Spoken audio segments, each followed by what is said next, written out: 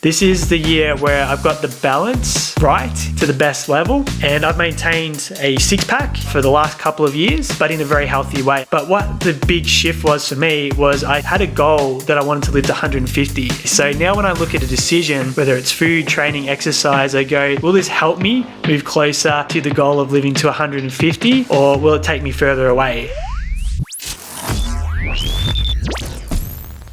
Today, I want to share my physical body journey with you. I feel there's some lessons and takeaways in this story, and I will put a photo up if you're watching the video version so you can see what my physical body looks like at the moment. And there's a whole variety of parts that are interwoven into building a personal brand into this, because how you look or perceive that you look is going to influence how self-conscious you are and your willingness and desire to show up. What I think is more important and what I've learned is more important is feeling healthy and the zen and the calmness and not being stressed and anxious. And I will share the imbalance that I've had throughout my physical body transformation, where even though physically I might have looked really healthy and fit, I was not mentally or internally. When you show up online and someone hasn't seen you before, they really only have your physical body to make that instant first impression and projection about you. So it plays a key role. And when my son Bailey was born, I'm 6 foot tall. I was 80 kilos. I was in very good physical condition. That was quite a healthy weight for my height, training for fun runs. And in the space of 4 months, I'd put on 10 kilos of fat. I was up to 90 kilos. We got handed some news and a diagnosis that created a lot of uncertainty around elements of Bailey's future,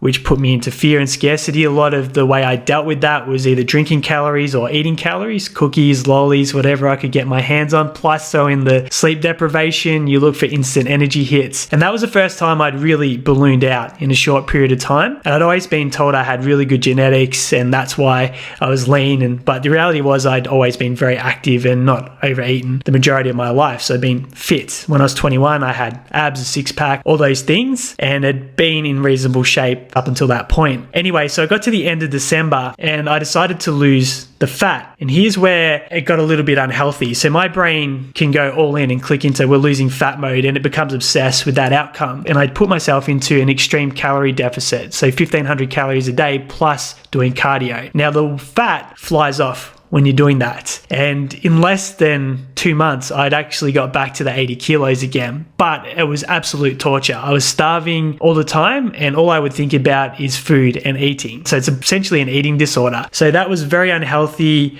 very short-sighted thinking, but the obsession was to get back to that 80 kilos in weight. And this pattern continued for a couple of years. I would put some weight on and then ferociously lose it again with extreme calorie deficits and training. So it was very unhealthy and mentally exhausting and not good for me, which is where I think the message of long-term thinking and that bigger picture is really important. And it wasn't until 2019 where I started to build healthier habits, and that was really around training. So rather than yo-yoing with my running and exercise, I started to train daily. And that meant that I was doing the cardio, so I was less likely to overconsume calories because I was burning a lot more off, and that started to put my weight in check. And there's a little bit of side motivation behind that. My friend was having a wedding in Ireland and I wanted to look good heading into that wedding and all the photos that were going to get taken. So that habit got dialed in and that started to serve the maintenance of a healthy level of fitness. I still had the drinking at this point in time and definitely abusing caffeine in a big way. And I would tend to have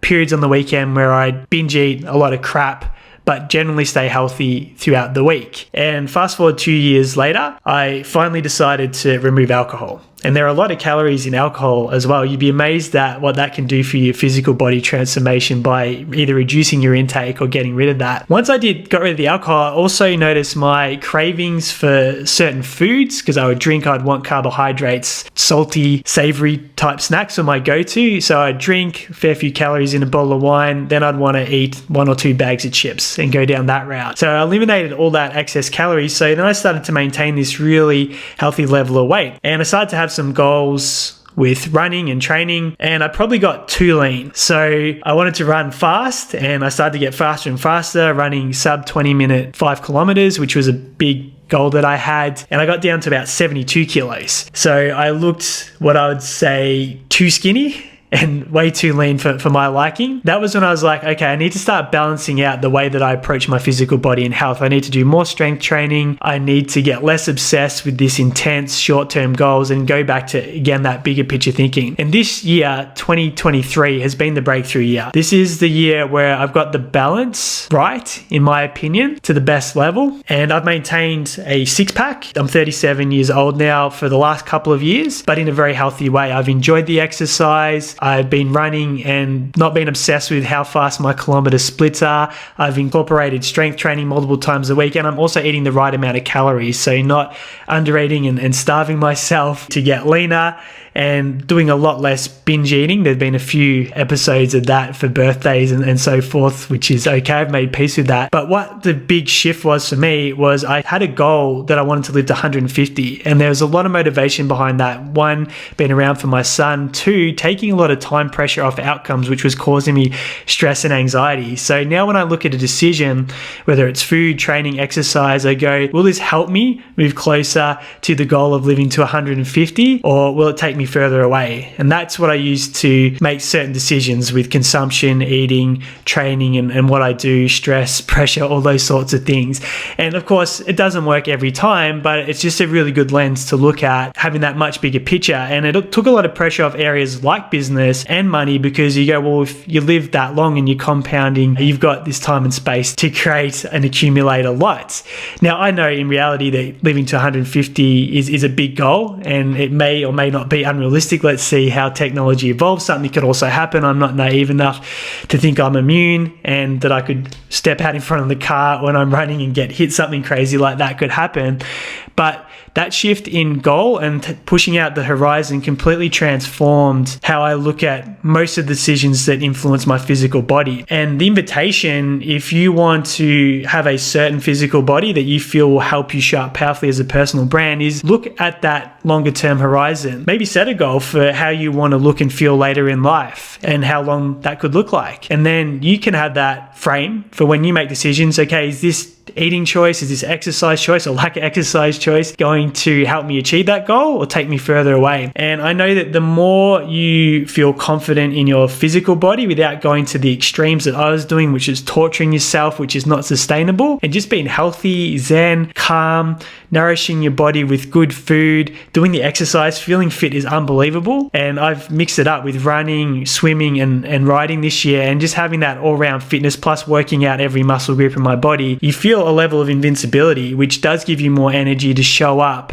and the confidence with how you look and feel in different situations going through the roof. So start thinking about that physical side for you if you're getting very serious about building your personal brand, and understand that people will judge when they look at that. But ultimately, if you can get to a place where you feel the best you can possibly feel and you keep building on that, I feel like you're going to show up as the best version of yourself very confidently, and that's going to massively boost the impact and what you contribute and provide to the greater community. So there's food for thought, and sharing some of my grapplings with the physical body, some very unhealthy times, through to finding this place where I'm really happy in my body now and stoked with the way that it looks. And there were periods where I wanted to look bigger and more muscular, and periods where I wanted to look leaner, and then I let go of all that and focused on how I want to feel, and the physical side came second, and then the physical side started to morph into how I actually wanted it to look. Your action item today is to think about that vision that you have for your physical body and some of the things that you can start doing on a daily basis that might move you closer to that vision, and start creating some micro habits around that. And if you can do a massive favor and leave a 5-star review, it'll help more people find the show.